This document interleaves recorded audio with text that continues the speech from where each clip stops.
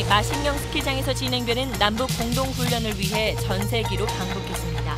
미국과의 막판 조율 때문에 진통 끝에 출발한 방북단은 오늘 자율훈련에 이어 내일은 공동훈련에 나섭니다.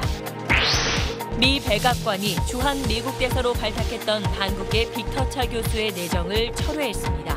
주한 미국 대사가 1년가량 공석인 이례적인 상황, 미국의 속내가 뭔지 짚어봅니다. 박근혜 정부가 세월호 선체조사와 특별조사위원회 활동기간 연장을 대가로 박근혜 대통령 7시간 행적조사를 무력화하려 했던 정황이 담긴 문건을 검찰이 확보했습니다. 당시 당정청이 힘을 합해 방해 공작을 편 정황, 단독 보도합니다. 문재인 대통령이 한병두 정무수석을 통해 평창올림픽 초청장을 이명박 전 대통령에게 전달했습니다. 이 전 대통령은 참석하겠다는 뜻을 밝혔습니다. 화재 참사가 난 밀양 세종병원 건물엔 3개의 비상대피 계단이 있었는데 2곳이 불법 개조로 막혀있던 걸로 확인됐습니다. 현행법 위반인데 단속도 시정명령도 없었습니다. 서지현 검사 사건을 계기로 검찰의 대규모 진상조사단이 꾸려졌습니다. 검찰 내 여검사뿐만 아니라 여직원들도 포함해 성폭력 관련 전수조사가 이루어질 걸로 보입니다. 삼성전자가 50대 1의 비율로 주식 액면 분할을 결정했습니다. 약 250만 원인 주가가 5만 원 선으로 낮아지는 셈인데 결정 배경과 향후 전망을 짚어봅니다. 자유한국당 홍문종 의원이 2012년 총선 당시 새누리당 비례대표 공천 대가로 10억 원이 넘는 돈을 받은 정황을 검찰이 포착했습니다. 검찰은 홍 의원이 사학법인을 통해 공천 헌금을 세탁한 걸로 보고 조만간 소환할 방침입니다. 단독 보도합니다.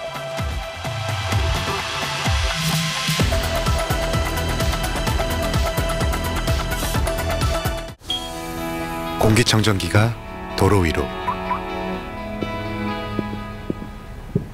내일을 바꾸는 현대수소 전기차. 여러분 안녕하십니까. 오늘은 남과 북 그리고 한국과 미국 관계를 둘러싸고 두 가지 큰 움직임이 있었던 하루입니다. 하나는 마식령 스키장 남북 합동훈련이고 나머지 하나는 주한 미국 대사 후보자가 전격적으로 내정이 철회된 일입니다. 언뜻 별개의 사안 같지만 자세히 들여다보면 밀접하게 맞물려 돌아가는 사안입니다. 오늘 8시 뉴스는 이 내용부터 집중 분석해 보겠습니다.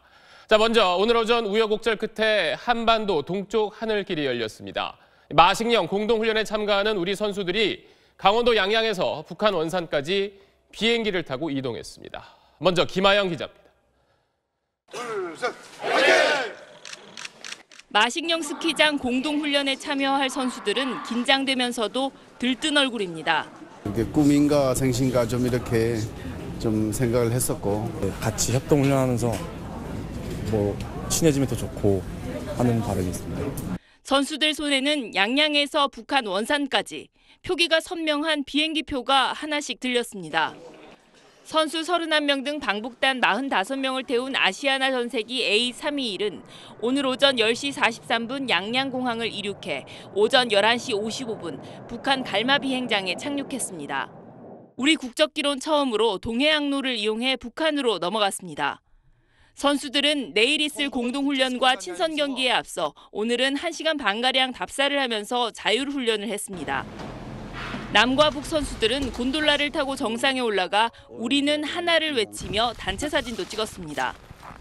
점심으로 19개 코스 메뉴가 나오고 방북단 전체에 스키복과 장비를 제공하는 등 북측도 환대하는 분위기입니다. 정부는 선수단 귀환을 위해 내일 갈마 비행장으로 다시 전세기를 보냅니다. 북한 선수 10명을 비롯해 북측 대표단 32명 전원이 이 전세기를 타고 함께 올 예정입니다. SBS 김하영입니다. 그런데 오늘 선수들을 태운 전세기가 뜨기까지는 정말 아슬아슬했습니다. 마식령 행사 일정이 확정된 게 비행기가 뜨기 겨우 2시간 전이었습니다. 여기에 어떤 사정이 있었던 건지 안정식 북한 전문 기자가 자세히 전해드립니다. 오늘 아침까지만 해도 정부는 마식령 스키장 공동훈련을 위해 우리 전세기를 띄울 수 있을지 확정짓지 못했습니다.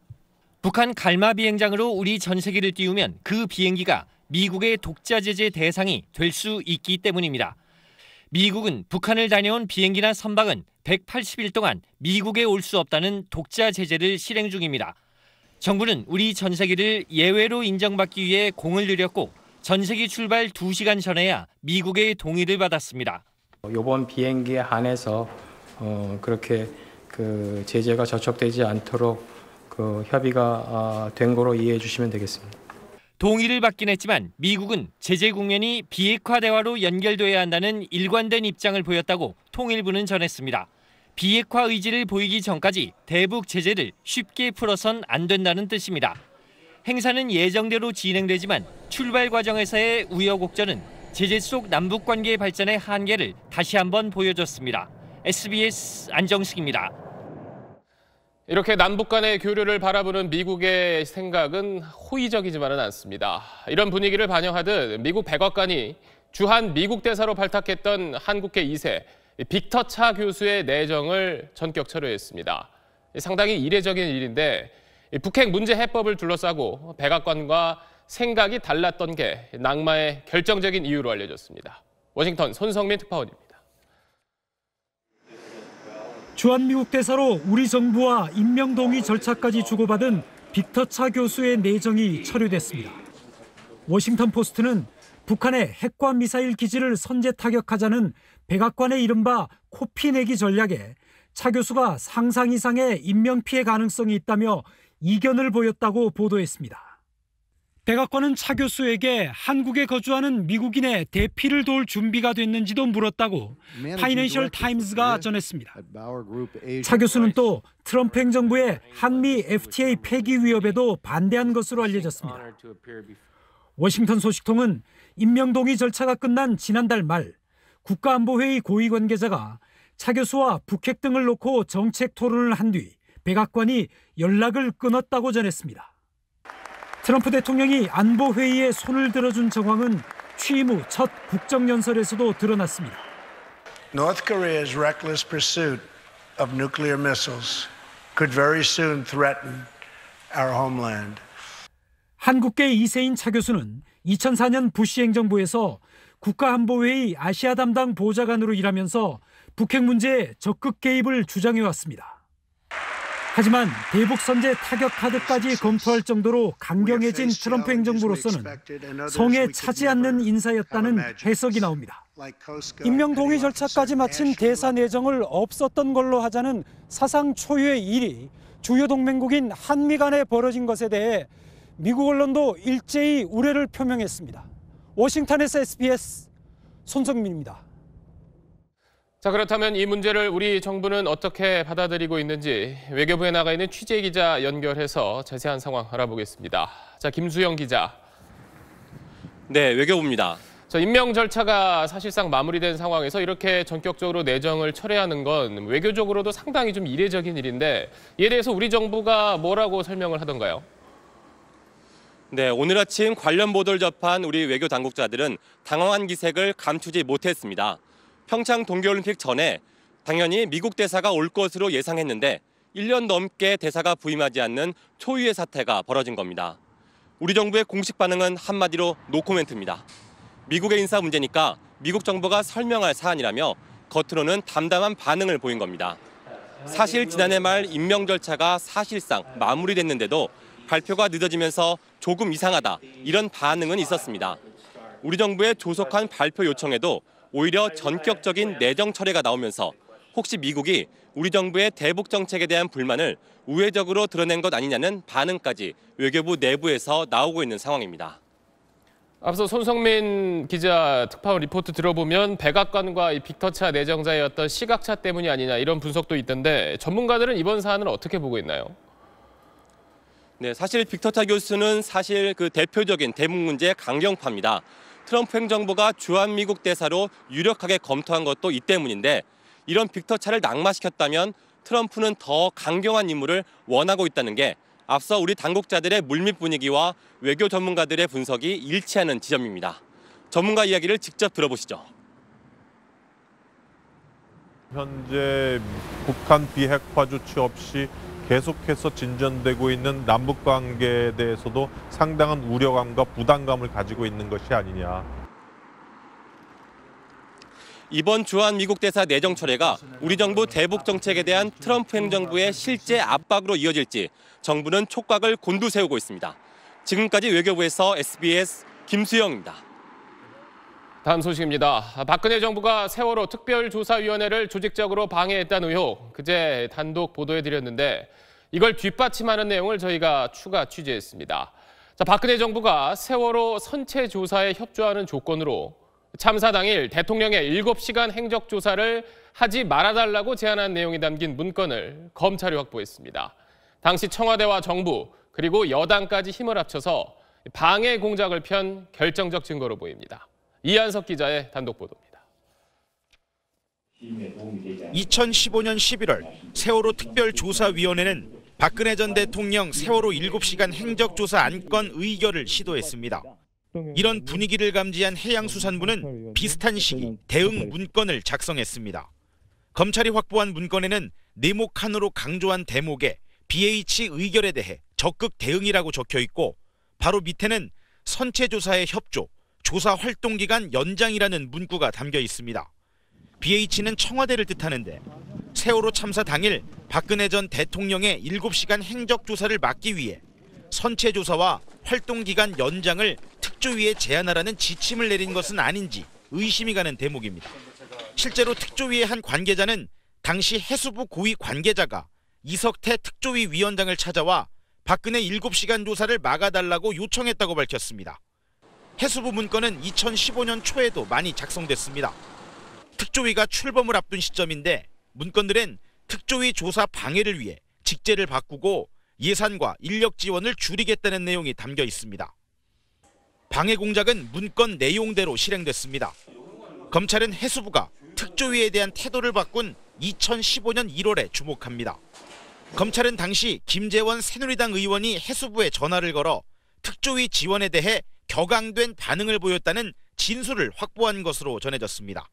이후 당정청 3자 회동이 이루어졌고 수많은 방해 공작이 이루어졌다는 게 검찰의 판단입니다. 특조위 방해 공작의 한 축으로 지목된 김영석, 윤학배 전 해수부 장 차관에 대한 구속 여부는 이르면 내일 결정됩니다. SBS 이한석입니다. 세월호 특별조사위에 대한 이런 방해 공작은 청와대가 주도한 걸로 검찰은 보고 있습니다. 당시 이병기 비서실장의 지휘 아래 정책조정수석실과 정무수석실 그리고 경제수석실 이렇게 청와대 수석실 3곳이 동원됐다는 겁니다. 계속해서 김정우 기자입니다. 2015년 1월 김재원 의원과 조윤선 당시 정무수석 그리고 해수부 고위 관계자의 3자 회동 이후 특조위에 대한 방해 공작이 본격화됐습니다. 컨트롤타워는 청와대가 맡았습니다. 최근 검찰 조사를 받은 해수부 전현직 관계자들은 이병기 당시 청와대 비서실장의 지휘 아래 이른바 청와대 3수석실이 나섰다고 진술한 것으로 알려졌습니다. 현정택 정책조정수석과 조윤선 정무수석, 안종범 경제수석까지 세월호 특조위 방해 공작에 참가했던 겁니다. 정책조정수석실은 인력 지원 등을, 경제수석실은 예산, 정무수석은 국회 대응 등을 담당한 것으로 알려졌습니다. 이 과정에서 기재부와 중앙인사처 같은 정부 부처에 각종 지시를 내렸고 현정택 수석과 조윤선 수석은 당시 여권 측 특조위원들과 여러 차례 접촉한 것으로 전해졌습니다. 이에 대해 현정택 전 수석은 처음 듣는 이야기라며 더 이상은 답변하지 않겠다고 밝혔습니다. 지난 25일 검찰은 정부 공식 문서를 보관하는 국가기록원 서울기록관을 압수수색해 특조위 활동이 담긴 정보 기록물을 확보했습니다. 검찰은 확보한 기록물을 토대로 청와대가 구체적으로 어떻게 개입했는지를 분석하고 있습니다. SBS 김정우입니다. 네, 이 내용 취재하고 있는 김정우 기자 나와 있습니다. 그 세월호 참사가 일어나고 나서 박 전 대통령이 당시에 철저한 진상조사하겠다 그러면서 정부까지 그렇게 지시를 했었는데 뒤에서 이렇게 조직적으로 특조위 활동을 방해했다는 게 상당히 좀 충격적이네요. 네, 그렇습니다. 세월호 특별법을 정면으로 위반했다고 볼 수 있는데요. 네. 기억하시겠지만 세월호 특별법은 지난 2014년 참사 6개월이 지난 뒤에야 만들어졌습니다. 다시는 이런 참사가 반복되는 것을 막기 위해서 중립적이고 독립적인 조사위원회를 만들어서 진상을 철저히 밝히자는 데 여야가 합의한 건데요. 네. 이 법의 1조는 이렇게 돼 있습니다. 참사의 사실관계와 진상을 밝히고 안전사회를 건설하는 것을 목표로 한다. 그런데 정부와 청와대가 나서서 협조가 아니라 방해를 했다면 특별법을 정면으로 위반한 것은 물론 진상규명을 염원했던 국민들의 뜻을 거스르는 행위라고도 볼 수 있습니다. 그런데도 필사적으로 청와대가 어떻게 보면 나섰다는 건데 그렇게 하면서도 이제 막고 싶었던 게 지금 앞선 기사를 보면 당시 대통령의 7시간 행적조사, 이걸 막으려고 했던 건가요? 그렇습니다. 대통령의 7시간 행적조사가 상당히 중요했다고 볼 수 있겠는데요. 7시간 행적조사만 하지 않으면 선체조사에도 적극적으로 협력을 하고 그리고 특조위의 인원과 예산도 늘려주겠다고 할 정도였는데 청와대가 말 그대로 대통령 7시간 지키기에 총력 대응했다는 정황이 드러나는 대목입니다. 네, 결국 이걸 누가 지시했는지 이걸 밝히는 게 핵심일 텐데 지금 검찰 수사는 어느 정도까지 진행됐나요? 네, 그렇습니다. 친박 핵심 여당 의원이 이 해양수산부를 다그치며 특조위 방해 첫 방향을 잡았고 그리고 당시 이병기 비서실장이 수석실까지 동원해서 방해 공작을 펼치는 것을 지휘했다면 그 뒤에 누가 있었는지는 검찰이 밝혀야 할 핵심적인 내용일 것 같습니다. 네, 알겠습니다. 김정우 기자였습니다. 네, 청와대가 오늘 이명박 전 대통령을 평창올림픽 공식 행사에 초청했습니다. 이에 이명박 전 대통령도 행사에 참석하겠다는 뜻을 밝혔습니다.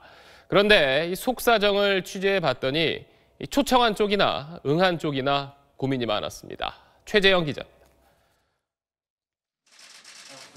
한병도 청와대 정무수석이 이명박 전 대통령 사무실을 찾았습니다. 네. 지금 찾아뵙고 정중히 좀 대통령 네 분 좀 올림픽 전액에 좀 참석을 해주셔서 자리를 좀 빛내주셨으면 하는 말씀을 드릴 거예요. 이 전 대통령은 슬쩍 초청장을 열어본 뒤 이렇게 말했습니다. 조절 받았으니까. 네네네. 여러 이야기가 있지만은. 네네네. 예. 긍정적으로. 예. 그래서 알려드립니다. 고맙습니다. 이어진 비공개 면담에서 이 전 대통령이 통합과 화합을 언급한 것도 미묘합니다. 올림픽에 참석하시겠다고 말씀하셨어요. 화합과 통합의 장이 됐으면 좋겠다. 이런 당부의 말씀도 하셨습니다. 이 전 대통령 측근들은 정치보복 성격의 검찰 수사가 진행 중인데 초청에 응하지 말아야 한다는 의견도 많았다고 전했습니다. 논란이 있기는 청와대도 마찬가지. 청와대 일부 참모들은 야당에서 쇼한다고 비난할 수 있다고 우려했지만 문 대통령은 정치적 상황 때문에 못 오게 해서야 되겠느냐고 초청을 지시하며 검찰 수사와는 별개라는 뜻을 밝힌 것으로 알려졌습니다. 두 사람이 평창에서 어떤 표정으로 만날지 주목됩니다. SBS 최재영입니다. 올림픽 행사 초청과는 별도로 검찰은 이명박 전 대통령 의혹 관련 수사에 계속 속도를 내고 있습니다. 최근 다스 관련 압수수색 과정에서 청와대 문건이 다수 발견됐었는데 검찰은 이명박 전 대통령의 대통령 기록물 관리법 위반 혐의도 수사하겠다고 밝혔습니다. 윤나라 기자입니다. 지난 25일 다스의 서울 사무실이 있는 영포 빌딩에 대한 검찰 압수수색에서 청와대 문건이 무더기로 발견됐습니다. 다스의 상황을 청와대에 일일이 보고하는 문건과 함께 대통령 기록물에 해당하는 문건들도 포함돼 있었습니다. 이명박 전 대통령 측은 실수로 보관하고 있었다며 대통령 기록물을 무단으로 빼돌렸다는 것을 자인했습니다. 검찰 관계자는 해당 문건들은 그곳에 있으면 안 되는 자료들이라며 대통령 기록물 관리법 위반 수사도 검토하겠다고 밝혔습니다. 검찰은 오늘 영포 빌딩을 다시 압수수색해 이명박 정부 시절 청와대에서 만든 문서 등을 추가로 확보했습니다. 다스의 회사 돈 120억 원을 빼돌린 것으로 지목됐던 다스 여직원 조모 씨는 횡령 혐의 피의자로 검찰에 입건됐습니다. 2008년 정호영 특검은 120억 원을 조 씨 개인이 횡령한 돈으로 결론냈는데 검찰은 회사 차원에서 조성한 비자금으로 의심하고 있습니다. 누구 지시로 하신 거죠?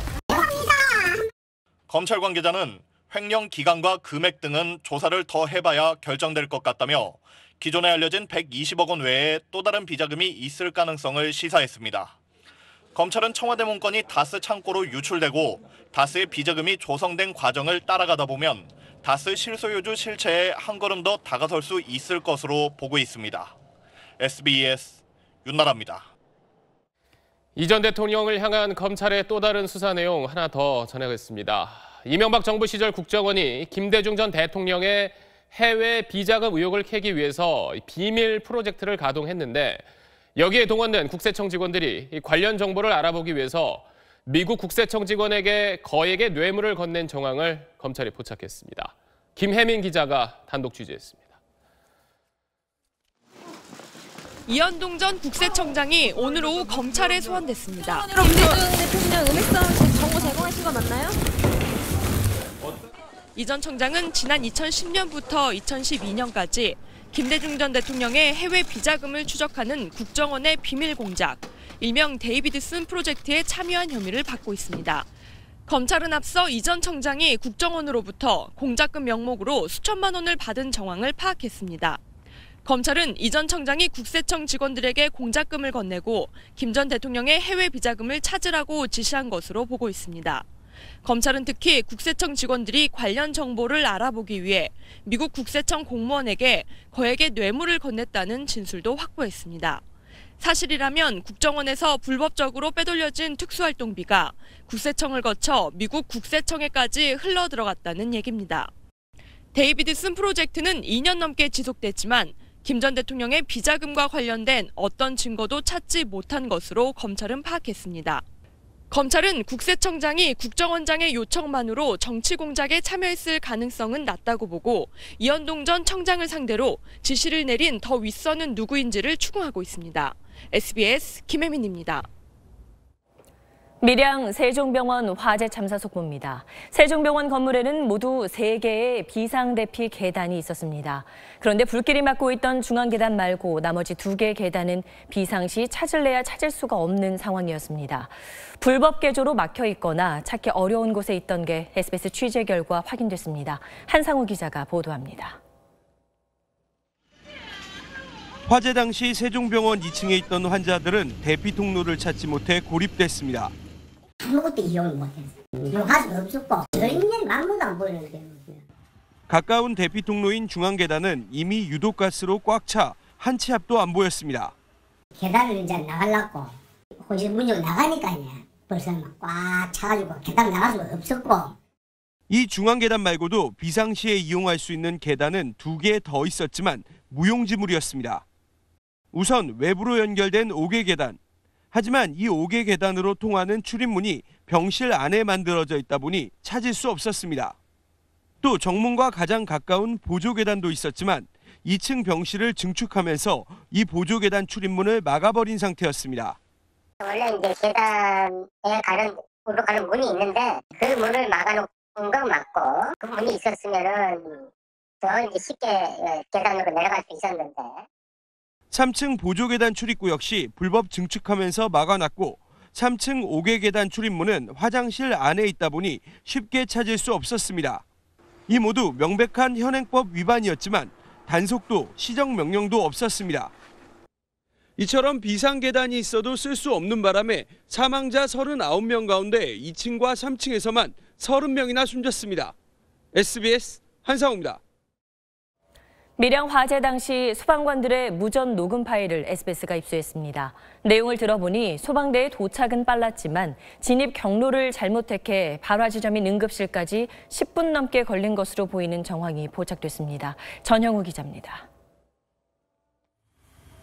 최초 신고 2분 뒤인 7시 34분, 4명의 가곡 소방대원이 현장에 도착합니다. 가곡 본데 화염이 보입니까? 화염은 보이지 않고 있음. 이들은 불이 시작된 응급실로 곧바로 가지 않고 20m 떨어진 병원 정문으로 진입합니다. 3분 뒤 다른 소방대가 도착했지만 우선 구조 활동에 투입됐습니다. 출동 후 7분이 지났을 때 화재 발생이 어디서 났습니까? 현재 1층이 확인 중, 하청 지휘 중. 첫 도착 소방대가 아직 응급실을 찾지 못한 겁니다. 4분 뒤 구조에 나선 펌프차에게 불을 끄라는 지시가 나옵니다. 화염과 화성이 방열해서 옮겨 진입이 어려움이 있어 뒤쪽 장례 식당 동물 쪽에 화염이 있으니 3번 펌프 그쪽으로 홀수는 게. 첫 도착 소방대는 이후에도 25분째 1층을 헤맸습니다. 하여튼 확인이 안 돼가지고 우측 정원 쪽으로 이제 들어갔는데 다시 확인해보고 1층 정원 쪽으로 다시 들어가겠습니다. 큰 불을 잡는 데 2시간, 완전 진화에 3시간이 걸렸습니다.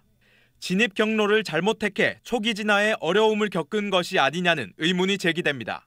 주 출입구를 통해서도 응급실로 충분히 들어가집니다. 돌아서 응급실 쪽으로 가야 돼 시간이 많이 걸립니다.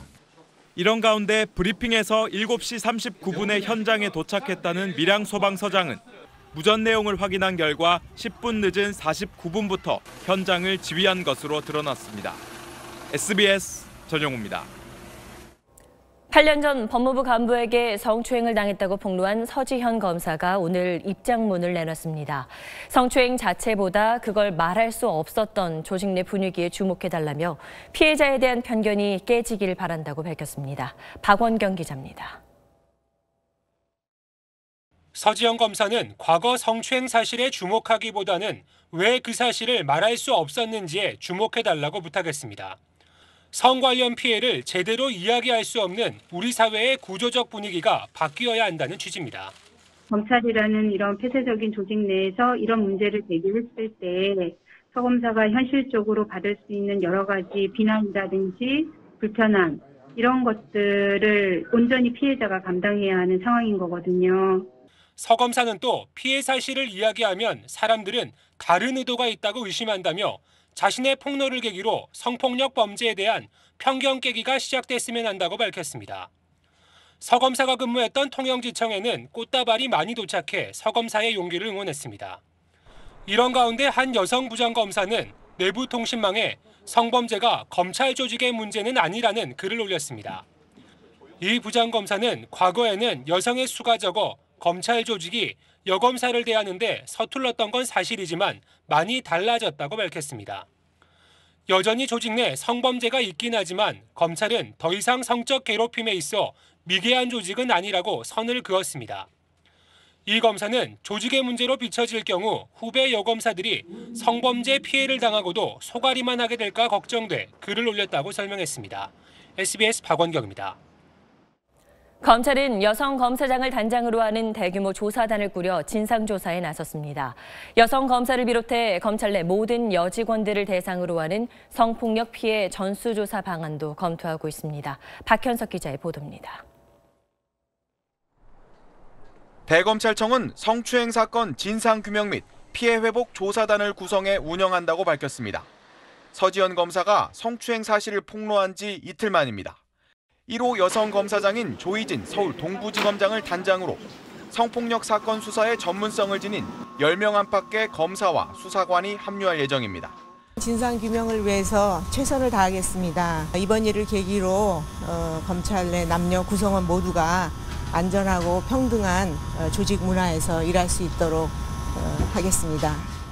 조사단 활동은 크게 진상조사와 제도 개선 두 갈래로 진행될 예정입니다.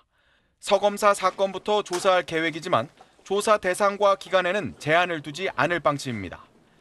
여검사를 비롯한 검찰 내 전체 여직원을 대상으로 하는 성폭력 피해 전수조사 방안까지 고려되고 있습니다. 대검 관계자는 어느 한 성이 다른 성에 억압되고 참고 지내야 하는 일을 근절하겠다는 게 조사단 발족의 취지라고 설명했습니다. 조사 결과를 바탕으로 이루어질 제도 개선 과정에는 교수 등 외부 전문가의 참여도 이루어질 전망입니다. 조사단은 필요한 경우 진상조사가 수사로 전환될 수 있다고 밝혔습니다. 대규모 조사단까지 꾸린 검찰이 어떤 결과와 개선책을 내놓는지에 관심이 모아지고 있습니다. SBS 박현석입니다. 어제 광주의 한 아파트에서 갓난아기가 복도에 버려져 있다는 신고가 접수됐습니다. 경찰이 아파트 단지 전세대를 탐문하며 수사했는데 알고 보니 아기를 발견했다던 여대생이 아기를 낳은 엄마인 것으로 드러났습니다. 유덕기 기자의 보도입니다. 어제 새벽 광주의 한 아파트 엘리베이터. 119 구조대원이 담요로 두른 신생아를 안고 탑니다. 아파트 복도에 버려진 아기입니다. 아기를 발견한 사람은 대학생 김모 씨. 언니 집에 놀러와 잠자던 중 고양이 울음소리 같은 게 들려 나가봤더니 탯줄도 제대로 안 뗀 갓난 여자아기가 복도에 버려져 있었다는 겁니다. 김 씨는 형부에게 부탁해 경찰에 신고했습니다. 경찰은 CCTV를 뒤지고 아파트 전세대를 탐문했지만 누가 아기를 버렸는지 실마리를 찾지 못했습니다. 유기된 시간대에 출입자, 용의자로 의심할 만한 사람이 없어요. 내부에 거주하는 사람이 영아를 유기했다고 볼 수가 있죠. 결국 경찰은 아기를 처음 발견한 여대생 김 씨가 버린 자작극이라는 사실을 밝혀냈습니다.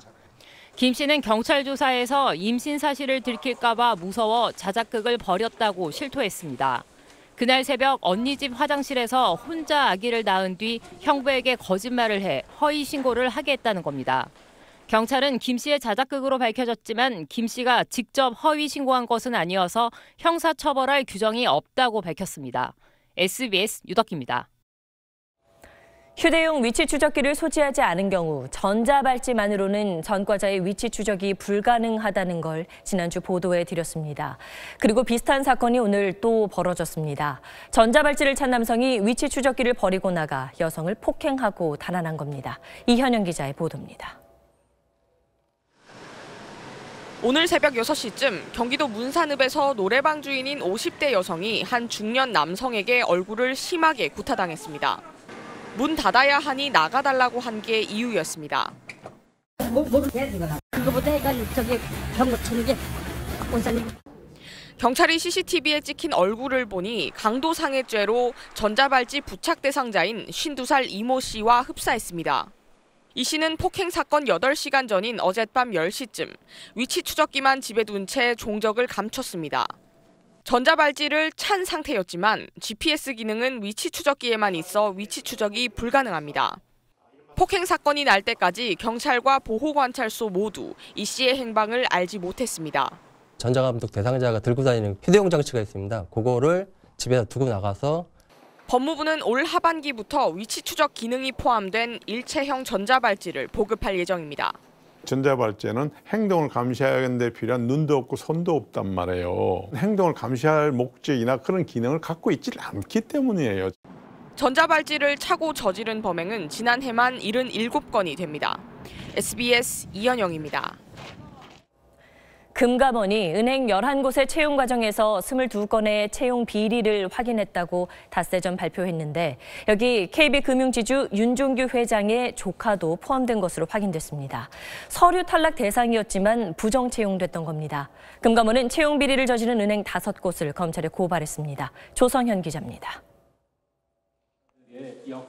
윤종규 KB금융지주 회장의 조카 A씨는 2015년 신입사원 채용 때 첫 관문인 서류 전형에서 지원자 840명 가운데 813등에 머물렀습니다. 그런데도 1차 면접에 진출했고 이 역시 300명 가운데 273등으로 하위권이었습니다. 하지만 2차 면접에서 면접관인 채용 담당 부행장 등이 최고 등급을 줬고 120명 중 4등으로 최종 합격했습니다. 서류 탈락 대상이었지만 회장 조카라는 이유로 최종 합격까지 한 겁니다. 하나은행의 채용 비리는 적발 사례 22건 가운데 가장 많은 13건이나 됐습니다. 사회이사와 연줄이 닿은 B씨는 2016년 채용 때 1차 면접에서 최하위 수준이었지만 전형 공고에도 없는 글로벌 우대로 전형을 통과했고 면접 점수도 높게 받아 합격했습니다. 심지어 하나은행은 이른바 명문대 출신 지원자 7명을 합격시키기 위해 점수 조작으로 당락을 바꿔버렸습니다. 광주은행은 부행장보의 자녀를, 부산은행은 전 국회의원 자녀를 특혜 채용했습니다. 금감원은 큰 파장을 불러올 이런 조사 결과를 은행 이름과 비리 관련자 신원도 공개하지 않은 채 밀양 화재가 발생한 지난 26일 오후 슬그머니 배포했습니다. 당일 자료 배포를 지시한 최흥식 금감원장은 지난 2012년부터 2년간 하나금융지주 사장을 지냈습니다. SBS 조성현입니다. 삼성전자가 50대 1의 비율로 주식 액면 분할 결정을 전격 발표했습니다. 액면 분할은 주식의 액면가액을 일정 비율로 나눠서 총 주식 수를 늘리는 건데 주주총회에서 승인받으면 현재 액면가 5,000원짜리 삼성전자 주식 한 주는 액면가 100원짜리 주식 50주로 바뀌게 됩니다. 그동안 액면 분할 계획은 없다던 삼성전자가 왜 깜짝 발표를 했는지 그 배경과 전망을 한승구 기자가 보도합니다. 오늘 종가 기준으로 삼성전자 주가는 249만 5천 원. 국내 상장사 주식 가운데 가장 비싸 개인이 거래하기에 만만치 않습니다. 이를 50대 1의 비율로 액면 분할하면 주당 가격은 크게 떨어집니다. 삼성전자는 이번 액면 분할 결정이 일반 투자자에게 문턱을 낮춰 쉽게 투자할 수 있게 하기 위한 것이라고 밝혔습니다. 보다 많은 분들이 삼성전자 주식을 보유할 기회를 갖게 되고요. 투자자 확대나 유동성 증대 등 주식 거래 활성화에도 기여해서 액면 분할 소식이 전해진 직후 삼성전자 주가가 한때 급등하는 등 시장은 일단 긍정적인 반응을 보였습니다. 하지만 역시 황제주 상태에서 액면 분할한 아모레퍼시픽 사례처럼 중장기적인 효과는 그렇게 크지 않을 수 있다는 분석도 있습니다. 또 오히려 황제주라는 이름이 없어지니까는 그 주식에 대해서 투자자들이 약간 무관심이 생겨서 장기적으로는 주가가 하락한 경험도 있기 때문에 삼성전자는 이번 액면 분할이 이재용 부회장의 2심 선고나 경영권 승계와는 무관하다고 밝혔습니다. 삼성전자의 액면 분할은 오는 3월 23일 열리는 주주총회에서 승인을 받은 뒤 일정한 절차를 거쳐 5월쯤 이루어질 전망입니다. SBS 한승구입니다.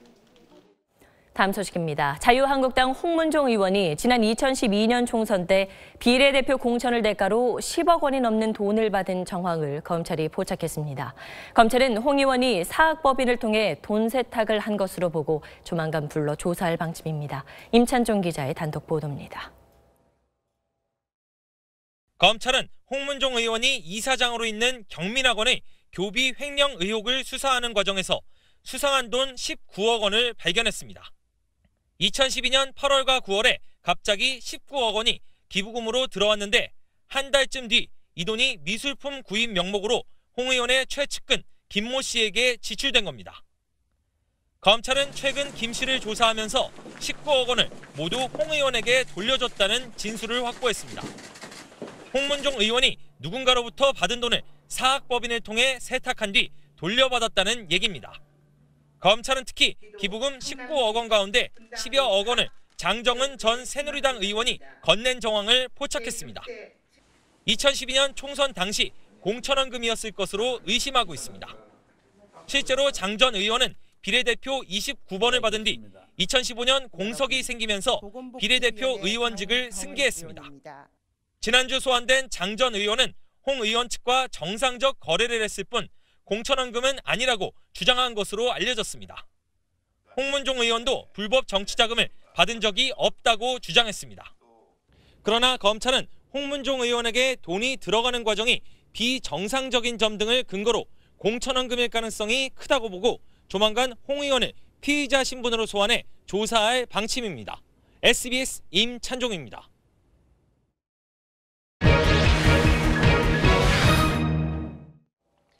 북한 현송월 단장이 서울에 도착했던 지난 22일 김정은의 사진과 인공기를 태우는 기습 시위가 있었습니다. 경찰이 수사에 나선다고 하자 여기에 반발한 20대와 30대들이 그럼 나도 조사해라 이러면서 마찬가지로 소각하는 모습을 사진에 찍어 SNS에 올렸다고 합니다. 장훈경 기자와 이와 관련된 내용 오늘 사실은 코너에서 한번 따져보겠습니다. 자, 김정은의 사진을 불태운 걸 명예훼손 혐의로 고발할 경우 경찰의 수사에 착수할 방침이다. 이런 주장이나 기사가 나간 뒤에 이런 움직임이 있던 것 같은데 먼저 경찰이 밝혔다는 내용, 이게 사실인가요? 네, 명예훼손은 사실이나 허위 사실을 적시해서 명예를 훼손했을 때 적용되는 죄입니다. 김정은 사진이나 인공기를 태우는 건 뭔가 적시하는 게 아니어서 명예훼손과는 무관합니다. 김정은의 얼굴 사진을 소각한 게 모욕죄가 된다는 주장도 있지만 모욕죄는 당사자가 직접 고소해야 하는 친고죄입니다. 따라서 경찰이 지난 22일 시위에 대해서 수사를 하는 건 사전 신고 없이 기습 시위를 한 것에 대한 거고 소각 행위를 처벌하기 위한 건 아닙니다. 따라서 명예훼손이나 모욕으로 수사할 수 있다, 이 주장은 사실이 아닙니다. 뭐 그런 사진이나 이런 걸 SNS에 올린다고 해서 무조건 수사 대상이 된다는 건 아니라는 거군요.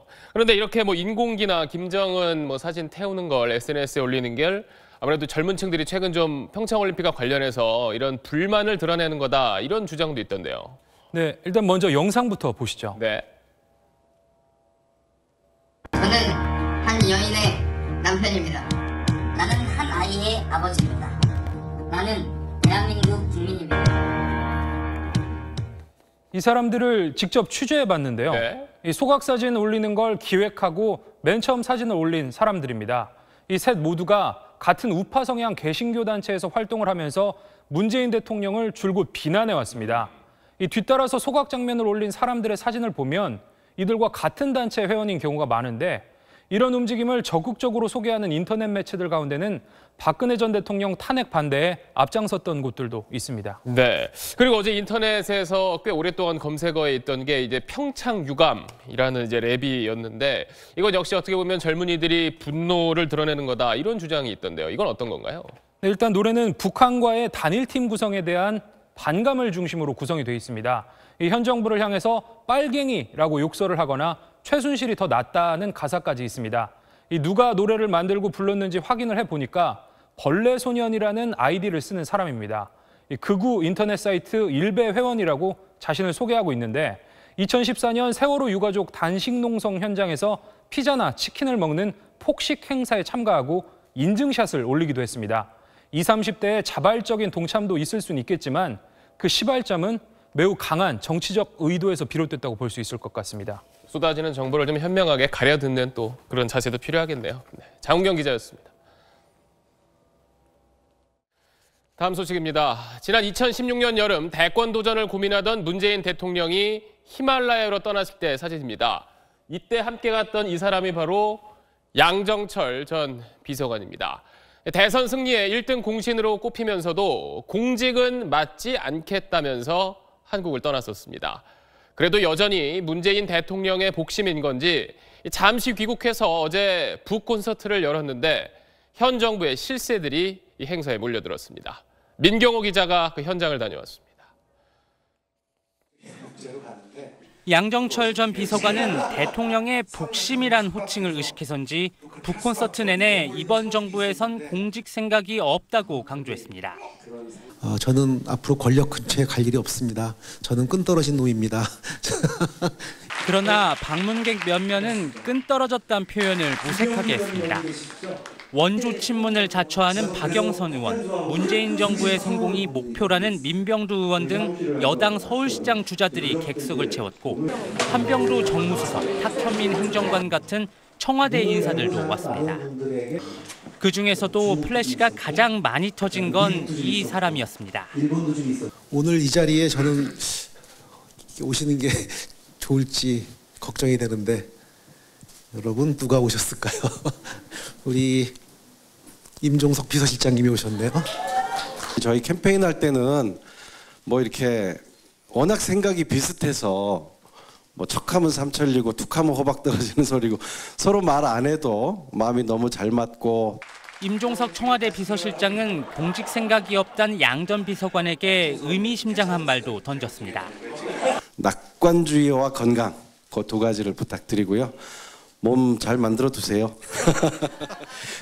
일주일 뒤 2차 북콘서트에는 삼철로 불리는 이호철 전 수석, 전해철 의원이 참석합니다. 손살에 치지만 문 대통령 메신저 역할 아니냐는 해석이 나오는 상황. 이 때문인지 양 전 비서관은 책 관련 행사가 끝나는 오는 3월 외국 대학으로 다시 출국할 거라고 밝혔습니다. SBS 민경호입니다.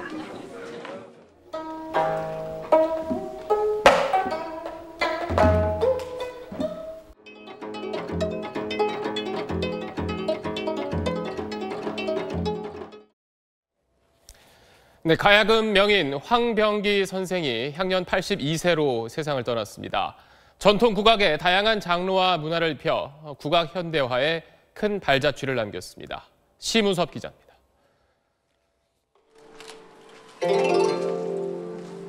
1974년 첫 선을 보인 황병기 명인의 대표곡 침향모입니다. 신라시대 불상이 스스로 움직이는 모습을 상상해 만든 곡입니다. 고인은 전통악기인 가야금을 배웠지만 거기에 머물지 않았습니다. 첼로의 활로 가야금을 켜고 또 두드리고 웃음소리, 울음소리, 절규까지. 이렇게 탄생한 미궁은 지금도 최고의 문제작으로 꼽힙니다. 고인은 서양악기는 물론 무용, 미술 등을 결합해 국악을 지키는 데 그치지 않고 늘 새로운 걸 보여줬습니다. 황병기 선생님 이전의 국악은 국립국악원 계통의 음악이고 그런 음악은 조선조 음악의 한계를 벗어나지 못했습니다. 황병기 선생님의 가야금을 통해서 가야금이라는 악기는 전통악기지만 현대적인 악기고 그다음에 세계에 나갈 수 있는 악기다. 향년 82세, 법학도였던 황병기는 가야금을 평생의 업으로 삼으며 자신의 음악이 깊은 산골의 약수, 첨가물 하나 없는 맑은 물이 되기를 원했습니다. 아무리 좋은 소리도 더 좋은 소리가 있다는 것을 알아야 되는 거죠. 끝이 없으니까 한번 해볼 만하고 인생을 한번 거는 거지. 어떻게 해가지고 끝난다 하면은 그렇게 얕은 것 같으면은 인생을 걸 만한 가치가 없죠. SBS 심우섭입니다.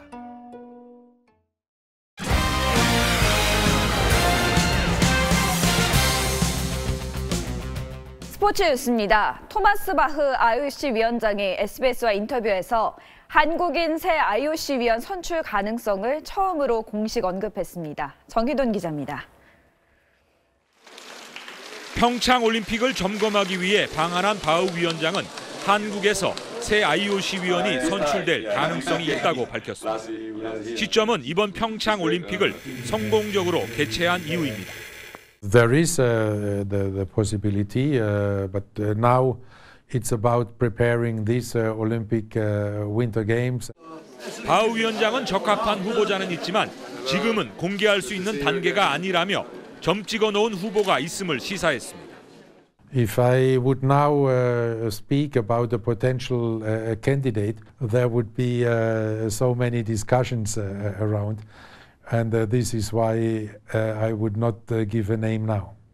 현재 활동 중인 한국 IOC 위원은 8년 임기에 유승민 선수위원 1명뿐입니다. 지난해 이기흥 대한체육회장이 IOC 위원에 도전한 이후 새로운 후보는 나오지 않고 있습니다. 독일 출신인 바흐 위원장은 과거 분단 국가 시절 겪었던 경험이 자신을 남북 스포츠 교류에 앞장서게 만들었다고 털어놨습니다. Formerly divided country, Germany, I think I can share some of the feelings. 또 여자 아이스하키 남북 단일팀을 전 세계가 응원하고 있다며 역사적인 스위스와 1차전을 반드시 관전하겠다고 말했습니다. SBS 정희돈입니다. 밤이 되자 구름이 걷히고 이렇게 큰 보름달이 떠올랐습니다. 지금 이 시각 서울 하늘에 떠오른 슈퍼문의 모습입니다. 이번 달에는 보름달이 2번이나 뜨면서 블루문이 되기도 하는데요.